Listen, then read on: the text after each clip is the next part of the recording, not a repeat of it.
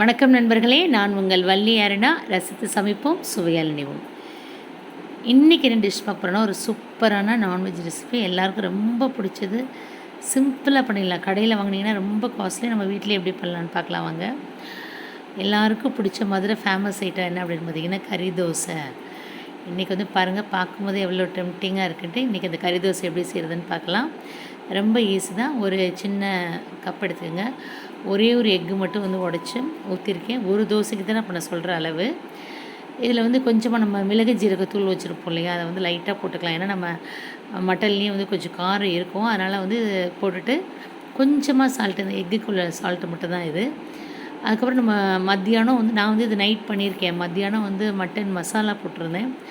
அந்த மசாலா வந்து கொஞ்சம் எடுத்து வச்சுருந்து பசங்க வந்து அம்மா கறி தோசை பண்ணலாம் அப்படின்னு சொன்னாங்க. அதுக்காண்டி வந்து பண்ணியிருக்கோம். இப்போ இந்த எக்கை வந்து நல்லா அடிச்சுக்கலாம். அடிச்சுட்டு நம்ம மட்டன் பீசஸ் வந்து நான் வந்து தேங்காய் போடாமல் தான் இன்றைக்கி வந்து மசாலா போட்டு வச்சுருந்தேன். அதில் வந்து போன்லெஸ், அதாவது எலும்பு இல்லாத பீசஸாக வந்து பார்த்து நீங்கள் வந்து எடுத்து வச்சுக்கணும். எடுத்துகிட்டு அதை வந்து சின்ன சின்ன பீஸாக அந்த மாதிரி கட் பண்ணி வச்சுக்கணும். இந்த மாதிரி மசாலா பீஸை வந்து இந்த மாதிரி நான் வந்து சின்னதாக கட் பண்ணி வச்சுருக்கேன். கொஞ்சம் நம்ம தோசையோட சூப்பராக இருக்கும். நீங்கள் கட் பண்ணாமல் வேணும்னா அதே மாதிரி பெரிய பீஸாக கூட போட்டுக்கலாம். இப்போ இந்த சின்னதாக நம்ம கையில் வந்து நீங்கள் ஸ்பூனை வச்சு பிச்சிங்கனாலே இந்த மாதிரி வந்துடும். அதை வந்து இதோடு வந்து சேர்த்து ஆட் பண்ணிக்கலாம். ஆட் பண்ணிவிட்டு திரும்ப மிக்ஸ் பண்ணிவிட்டு நார்மலாக நம்ம தோசை ஊற்றுற மாதிரி ஊற்றிட்டு அது மேலே இதை நீங்கள் அப்படியே ஸ்ப்ரெட் பண்ணிவிட்டு நல்லா ஆயில் விட்டுட்டு கொஞ்சம் ஒரு சிம்மில் அப்படியே வேக வச்சு திரும்ப திருப்பி போட்டிங்கன்னா சூப்பரான மட்டன் கறி தோசை ரெடிங்க.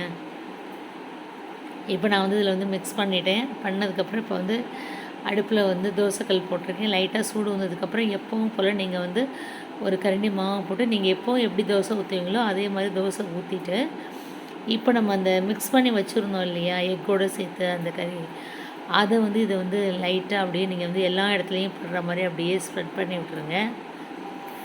எக்கு வேண்டாம், சில பேருக்கு எக்கு வேண்டாம் அப்படின்னு நினைக்கிறவங்க வந்து என்ன பண்ணணும், இதோட சேர்த்து மிங்கிலாகிறதுக்காண்டி சில கடைகளில் பார்த்தீங்க அப்படின்னா வந்து இந்த கறி தோசை வந்து மாவே இல்லாமல் வெறும் எக்குலேயே போடுவாங்க. அப்போ அது மாதிரி இருக்குது. நம்ம வந்து இப்போ கடையில் கேட்குறப்ப எங்களுக்கு வந்து மாவில் வேணும் அப்படின்னு சொன்னால் தான் மாவில் கொடுத்துருவாங்க. இல்லைன்னா வெறும் முட்டையிலேயே இந்த மட்டனை மட்டும் போட்டு மிக்ஸ் பண்ணி தர்றது தான் வந்து கறி தோசை அப்படின்னு கொடுக்குறாங்க. நம்ம இந்த மாவில் போடுறப்ப தான் வந்து சூப்பராக இருக்குது. இப்போ போட்டாச்சு, லைட்டாக வெந்துருச்சு. இப்போ அப்படியே எண்ணெயை ஊற்றி திருப்பி விட்டு திரும்ப ஒரு ஸ்பூன் வந்து எண்ணெயை வந்து விட்டுட்டு அப்படி இந்த பக்கம் ஒரு திருப்பு, அந்த பக்கம் ஒரு திருப்பு, அப்படி திருப்பி எடுத்து தட்டில் வச்சோன்னா செம்ம டேஸ்ட்டுங்க. சைட் டிஷ்ஷெல்லாம் எதுவுமே தேவையில்லை, அப்படியே நீங்கள் வந்து சாப்பிட்லாம். ரொம்ப நல்லா இருந்துச்சு. நீங்கள் என்றைக்கு வந்து மட்டன் வாங்குறீங்களோ அன்றைக்கி இது மாதிரி ட்ரை பண்ணி பாருங்கள். டேஸ்ட் வந்து செம்மையாக இருந்தது. தேங்க்ஸ் ஃபார் வாட்சிங். தேங்க்யூ.